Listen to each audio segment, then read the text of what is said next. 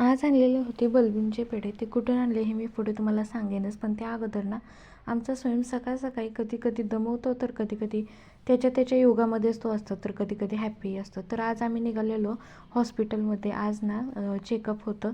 तर हॉस्पिटलमध्ये गेल्यावरती ना भरपूर गर्दी होती, म्हणून आम्हाला खूप वेळ वाट बघावी लागली. नंतर वाट बघून झाल्यानंतर जातानाच माझ्या आजूळ लागते, म्हणजे आजूळ म्हणजे माझं बोरगाव आहे ना, ते माझं आजूळ आहे. तर खूप साऱ्या आठवणी आहेत, कधीतरी तुमच्याशी मी नक्की शेअर करेन. आणि बलबीम पेढे पण ना तिथूनच घेतलेले. सगळ्यात फेमस असणारे बलबीम पेढे आमच्या घरात सगळ्यांना आवडतात आणि सगळ्यांचे फेवरेट आहेत. तर चवीलाही खूप छान लागतात. जर तुम्हाला हवे असेल ना तर बोरगावमधून ना तुम्ही नक्की घ्या.